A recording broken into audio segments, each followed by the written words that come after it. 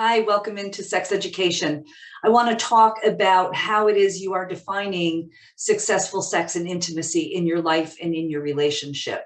When we think about successful sex and intimacy, we typically have a metric of the presence of or the inclusion of the perfectly functioning genitals.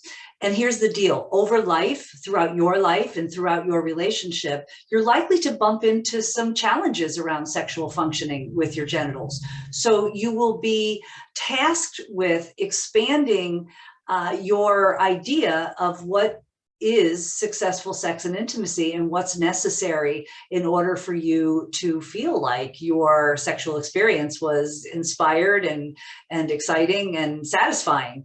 So what I'd like to encourage you to do is remember that if you have decided that the metric for successful sex depends upon perfectly functioning genitals, right, then every single time your genitals don't function perfectly, you end up feeling like a failure, like a disappointment.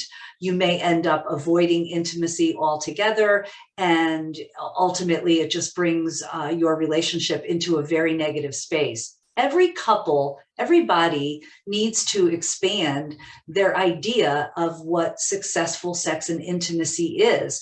You have access to sexual pleasure and sensation far beyond genital pleasure. We are head to toe of non-genital erogenous zones that you can explore and you can utilize in order to maintain connection and to feel pleasure in your intimate experiences. But we limit ourselves in thinking that the only metric that we use for what is successful sex, it depends upon the genitals. We end up feeling badly if they don't work out the way that we anticipate them to work out. You may be having some erectile dysfunction. You may be having some vaginal pain or vulvar pain with sexual intimacy and touch.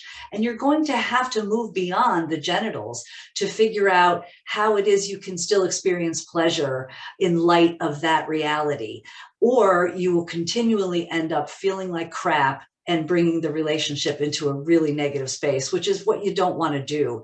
So I encourage you and your partner, if you're in a relationship, to talk about what is it that we are valuing. And if it's only the presence of, or predominantly the presence of, functioning genitals, then what can we do to expand that so that we're not so limited and we have a better opportunity of walking away from our sexual experiences feeling good and feeling positive and feeling satisfied and connected. I encourage you to do that.